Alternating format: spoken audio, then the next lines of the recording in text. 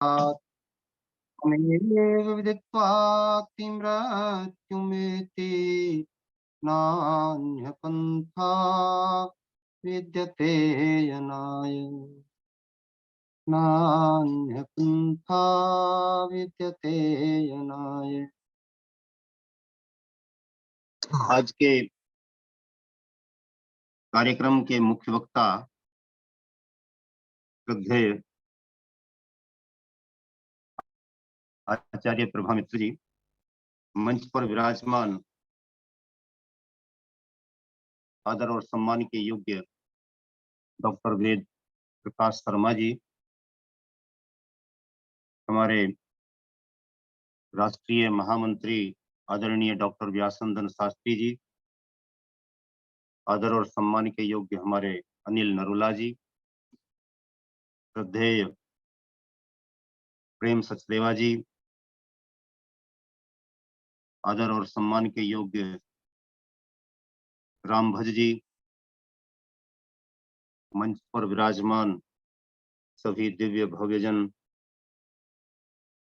और इस कार्यक्रम के आयोजक संयोजक आदर और सम्मान के योग्य लखनलाल आदिया जी। आचार्य श्री ने अपने कहे के अनुसार विषय को बड़े सारगर्भित ढंग से संक्षेप में हमारे भीतर उतारने का सफल और सार्थक प्रयास किया। इसके लिए उनका हृदय तल से पूरे मंच की ओर से आभार व्यक्त करते हुए अभिनंदन करता हूं। उनकी बात को संक्षेप में मैं नोट कर रहा था, कुछ विचार मेरे बने और मैंने उन पर 4 लाइनें लिखी। स्वागत है, स्वागत है, स्वागत है। जो कुछ भी करता जाता हूं, जो कुछ भी करता जाता हूं, यह 7 जन्म जन्म तक रहता है। जो कुछ भी खाया पिया है वह 7 जन्मों तक चलता है, जन्म जन्मांतरों तक चलता रहता है। शुद्ध सात्विक भोजन लो, सुदृढ़ अस्थि विनिर्माण करो, शुभ कर्म साथ लेकर जग से तुम सहज रूप में प्रयाण करो। वाह, बहुत सुंदर। जो कुछ भी दिख रहा तुमको, जो कुछ भी दिख रहा तुमको, मत समझो ये शुद्ध स्वरूप खड़ा। वाह। समाधि में जाकर जो दिखे, समझो वही सत्य सामने मेरे खड़ा। वाह, क्या बात, क्या बात। रूप रस गंध हमें भाते, सब रूप रस गंध हमें भाते, जब तक हम स्थूल में भटक रहे। स्वाद स्पर्श हमें खाते जाते, जब तक हम इनमें रहकर अटक रहे। कोई जवाब नहीं आपका। वाह, क्या बात। आचार्य प्रभा मित्र कहें, वाह। आचार्य प्रभा मित्र कहें, रई के स्वामी बन आगे बढ़ो, धन कमाओ खूब आगे बढ़ो, और सफलता की सीढ़ी तुम भी चढ़ो, सफलता की सीढ़ी तुम भी चढ़ो। बहुत सुंदर। मैं आचार्य श्री का अभिनंदन करते हुए, जो कल उन्होंने हमसे कहा था उसी पर प्रकाश डालने का संक्षेप में अपने समय के भीतर प्रयास कर रहा हूं। 5 मिनट और बढ़ गए आपके, 5 मिनट और बढ़ गए। रई, और यदि हम विचार करते हैं तो देखिए, एक शब्द जो समाज में हमको विशेष रूप से उर्दू भाषा वालों ने दिया है, रईस, रईस, ये रई से ही बना है। रई, जो पूज्यपाद आचार्य श्री कह रहे थे, धन और ईश माने स्वामी, श्याम पतयो रईणाम, आचार्य डॉक्टर व्यासनंदन जी भी इस पर प्रकाश डाल रहे थे। बड़ी विद्वतापूर्ण ढंग से उन्होंने बात को रखा था। तो रईस, रईस और रईस से बिगड़ करके उन्होंने उसका उच्चारण गलत किया, तो उन्होंने रईस बना दिया। अब उनके यहाँ पर जो रईसुद्दीन शब्द मिलता है तो समझो कि आपका रईस ही है। आपकी संस्कृत सब भाषाओं की जननी इसलिए है जो कह दिया जाता है, इसी से शब्द निकल निकल करके दूसरी भाषाओं ने अपने यहाँ पर पकड़े हैं। तो संकल्प विकल्प में से, तर्क की उलझन में से निकलकर सत्य की खोज के लिए डट जाना, संकल्प विकल्प में से और तर्क की उलझन में से निकलकर सत्य की खोज के लिए डट जाना, अड़कर खड़े हो जाना, संभल कर खड़े हो जाना और संकल्पित होकर के खड़ा हो जाना ही श्रद्धा होती है। आचार्य श्री उसकी भी व्याख्या कर रहे थे। तो ये जो श्रद्धा है इसका बड़ा गलत अर्थ हमारे पौराणिक जगत में मिलता है। गुरुजी दिन के 12 बजे बोल रहे हैं कि रात के 12 बज चुके हैं और देखो चंद्रमा कितना अच्छा निकल रहा है, सूर्य के लिए चंद्रमा कह रहे हैं गुरुजी। और सामने बैठे हुए लोग कह रहे हैं सत्य वचन महाराज, सत्य वचन। ये जो है ये अंधश्रद्धा है और इस श्रद्धा का वास्तविक श्रद्धा से कोई मेल नहीं है।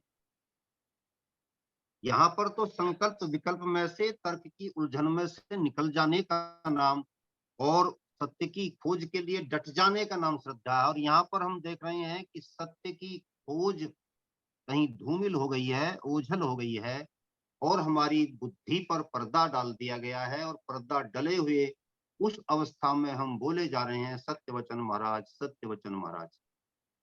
ये श्रद्धा नहीं थी, श्रद्धा का नाटक भी नहीं था, छाया तक भी नहीं थी, क्या कहेंगे इसको, लेकिन ये किया गया है। और जिन लोगों ने इस प्रकार का अपराध हमारे यहाँ पर किया है उन्होंने भारत की संस्कृति का विनाश करने में कोई किसी प्रकार की कमी नहीं छोड़ी है।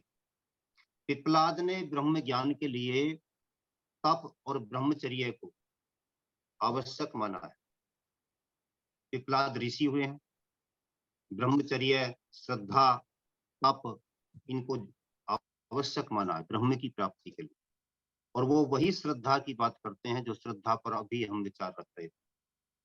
वही श्रद्धा हमको वहां तक ले जा सकती है और वो मोक्ष का रास्ता दिखला सकती है, क्योंकि सत्य के मार्ग पर फिर हम डट जाते हैं, रुक जाते हैं, थम जाते हैं।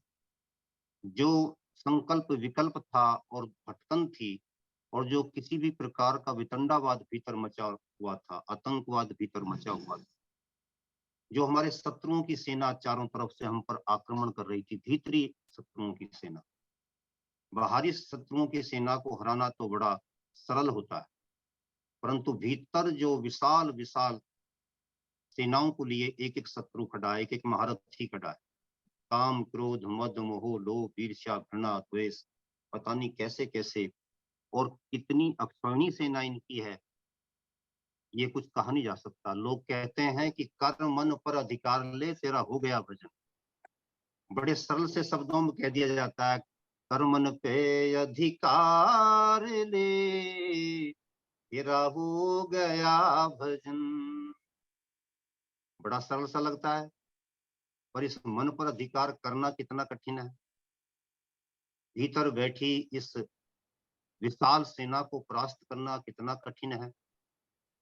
ये कोई वही साधक जानता है जो भीतर उतर के देख लेता है, जो देखता है कि भीतर कैसे कैसे बीहड़ जंगल है, कैसे कैसे नाग इसमें हुंकार मार रहे हैं, कैसे कैसे शेर दहाड़ मार रहे हैं, कैसे कैसे चीते, जंगली जानवर और दूसरे बहुत सारे शत्रु मुझे रोकने के लिए, टोकने के लिए, खत्म करने के लिए खड़े हैं। उन सबको इस प्रकार से वश में करना है और उसके वश करने के लिए जो रास्ता बताया वो इतना सरल नहीं जितना इस कविता में गा दिया, कर मन पे अधिकार ले, तेरा हो गया वचन। वो उसी अष्टांग योग का रास्ता है, वो वही रास्ता है जो श्रद्धेय आचार्य श्री अभी हमको बता रहे थे, कि चतुष्टय की बात कर रहे थे, उससे निकल करके जाता है। जो धर्म, अर्थ, काम और मोक्ष की बात अभी बताई जा रही थी, उनसे निकल करके जो पहुंचता है तब उसको पता चलता है कि इस मन पे अधिकार करना कितना कठिन था और कितना कठिन उस मंजिल को प्राप्त करना होता है। परमपिता परमेश्वर की इस व्यवस्था में बहुत स्थानों पर हमें सुनने को मिलता है कि अनन्य भक्ति करो, अनन्य भक्ति करो। अनन्य भक्ति को योग दर्शन में ईश्वर प्रणिधान कहा गया, जिसकी हम चर्चा अक्सर अष्टांग योग के विद्वानों के माध्यम से, पूज्य स्वामी जी जैसे आचार्य श्री हमारे व्यासनंदन जी और जो भी विद्वान हमारे मंच पर आते रहते हैं, उनके मुखार बिंद से हम सुनते रहते हैं।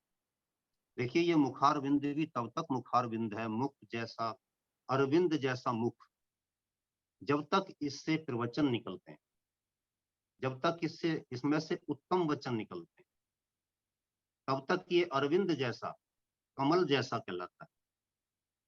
और जब इसमें से अपशब्द निकलने लगते हैं, असंतुलित बकवास निकलने लगती है, तो लोग इसी को फिर मोहंडा कहने लगते हैं, जिसमें से उपले निकलते हैं। और उपले निकलने वाली जो चीज होती है उसमें आग ही लगती है।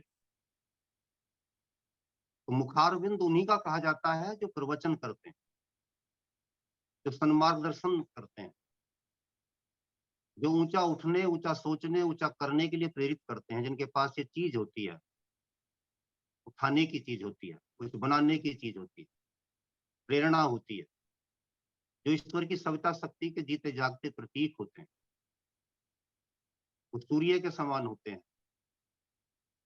तो जो लोग इसको धार लेते हैं वही मुखार बिंद वाले होते हैं। अनन्य भक्ति को ईश्वर प्रणिधान योग दर्शन में कहा, गीता में इसी को शरणागति कहा गया है। और वहां पर शरणागति में भी यही बात है कि आप जो है मेरे पास आकर के, ईश्वर के पास आकर के, उसके निकट बैठ करके अनन्य भक्ति के माध्यम से, ईश्वर प्रणिधान के माध्यम से उसको प्राप्त करने का प्रयास करो, आत्म साक्षात्कार करो। स्वामी रामतीर्थ जी ने कहा कि आह कितना स्वादु, कितना मीठा है यह भोजन, कि व्यक्ति अपने हृदय को अपने आप ही खावे। इसका अभिप्राय कि आत्म साक्षात्कार हो गया, अपने से अपने आप बातचीत होने लगी। हम संसार से बतियाते हैं, संसार के लोगों से बतियाते हैं, लेकिन अपने आप से कभी बतियाने का हमें पास समय नहीं मिलता। अपने आप से बतियाओ, अपने भीतर भी देखो, अपने आप को भी समझो। जो स्वाध्याय की बात की जाती है, तो स्वाध्याय का अर्थ यही होता है, स्वयं का अध्ययन करना, सेल्फ स्टडी करना, अपने आप को देखना कि आज क्या गलत किया, क्या अच्छा किया, जो अच्छा किया है वो किस प्रकार से मेरे साथ जुड़ गया। जिस आचार्य श्री कह रहे थे, जो किया जा रहा है, यहाँ तक कि जो खाया भी जा रहा है, जो आज भी खाया है। हम सोचते थे डॉक्टरों की भाषा में, आदरणीय डॉक्टर साहब बैठे हैं हमारे, डॉक्टरों की भाषा में कहा जाता है कि जो आज खाया 7 दिन तक प्रभाव रहेगा, लेकिन आज अपनी भ्रांति को तोड़ देना आप भी, वो तो जन्म जन्मांतरों तक साथ रहेगा। और ये बात सत्य है, सत्य यही है। और सत्य के ग्रहण करने में हम आर्यों को हमेशा उद्यत रहना चाहिए।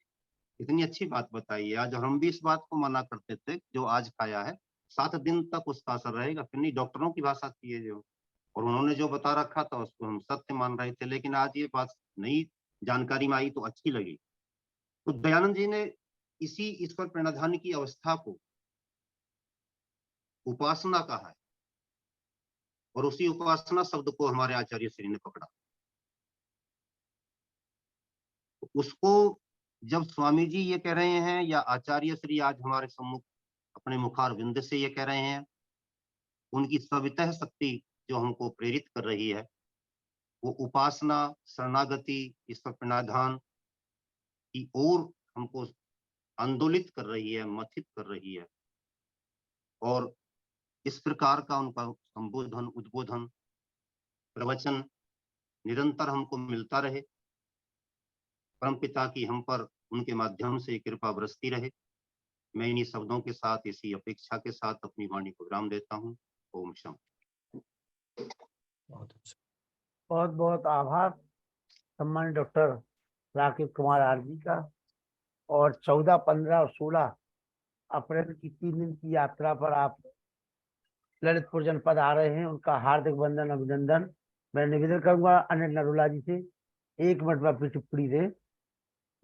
अनिल नरूला जी आइए। क्योंकि 1 मिनट का समय है, इसलिए बिना औपचारिकता के सबको हाँ जी, सभी आयोजनों को सादर प्रणाम। वास्तव में आज डॉक्टर राकेश आर्य जी ने, आचार्य प्रभा मित्र जी ने और अपने व्यास सुंदर शास्त्री जी ने जो उद्बोधन दिया है वो वाकई वास्तव में बहुत ही विलक्षण और अद्भुत है। अगर हम इन सब चीजों को, इन सब गुणों को हम धारण कर लें, जैसा कि प्रभा मित्र जी ने बताया और राकेश आर्य जी ने बताया कि समय पालन, अनुशासन, सूर्य के अनुशासन से सीखना, अन्न ग्रहण करना, विनम्रता, जितेंद्र से होना, वाणी का सदुपयोग, ठीक से बात करना, अच्छे विनम्रता अपनाना, इन सब गुणों को धारण कर लें तो वास्तव में हमारा जीवन तो सफल होगा ही, संसार में भी एक सुख शांति का ये कारण बनेगा। और ये बहुत ही अच्छा उद्बोधन है और ये तभी पॉसिबल है जब हम वेदों की बात को सुनते हुए बाहर से अंदर की ओर जाएं, और ये भी तभी संभव है जबकि हम स्वाध्याय पर ध्यान दें और वेदानुसार, वेदों के अनुसार ही अपना आचरण करें। लखन जी, आपको बहुत बहुत धन्यवाद। सम्मानित विजय कुमार जी, नवीन चंद्र जी, नवीन चंद्रा जी, शिक्षक साथी विजय कुमार जी, विजय जी आइए, 2 शब्द। आर्य जी, मैं तो बहुत लेट ही ज्वाइन किया, मैं आज कुछ सुन नहीं पाया हूँ। कोई बात नहीं, हमने तो कर रहा हूँ, कभी कभी बीच में ज्वाइन इसीलिए- करो तो मैं काफी ट्रैवल करता रहा हूँ, तो उसकी वजह से मैं रेगुलर ज्वाइन नहीं कर पा रहा हूँ। नहीं रेगुलर प्रयास ज्वाइन करना है आपको, मिले। जैसे आपके बड़े भाई रेगुलर ज्वाइन करते वैसे ही रेगुलर करना है आपको। हाँ, बस करना तो है सर, इच्छा तो है करने वाली, लेकिन थोड़ा ऐसा रूटीन है और हो कार्य जाएगा, की धीरे वजह से थोड़ा सा। धीरे सब रूटीन आ जाएगा, चिंता ना। हाँ, ट्राई करेंगे, बिल्कुल सर, बिल्कुल। मैंने नवीन देखा चंद्र बहुत जी, अच्छा चल रहा था, लेकिन मैं 10-15 मिनट ही जुड़ा हुआ था। कोई बात नहीं, जितने मैंने इसीलिए बुलाया कि आप लेट आए, इसलिए आपका स्वागत है। हाँ जी, बहुत अच्छा प्रोग्राम रहा है। जी। अब देखिए, समय रहेगा आगे से, मैं ट्राई करूंगा कि हम तो उन्हीं का ज्यादा से सम्मान ज्यादा करते हैं जो समय लेट दूं आते हैं। और कुछ कंट्रीब्यूट भी आराधना करें। जी, आप भी 10 मिनट के लिए आई हैं, आ जाइए आराधना जी।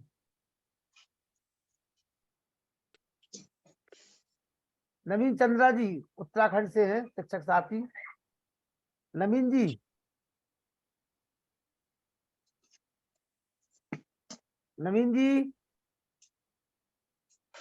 आइए, वेद प्रकाश शर्मा जी शांति पाठ कराएं। बच्चे तब तक आते, जब तक व्यासनंद शास्त्री जी की 1 मिनट के लिए टिप्पणी ले लें। जी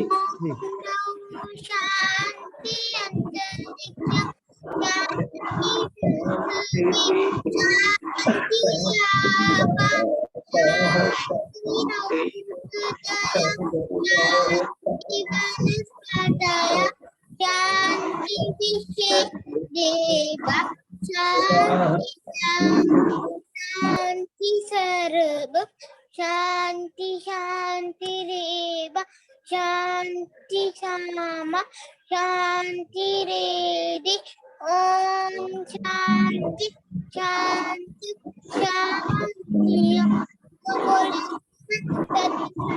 सनातन वैदिक धर्म की जय जय की जय। श्री दयानंद की जय पुरुषोत्तम सिद्धांत की जय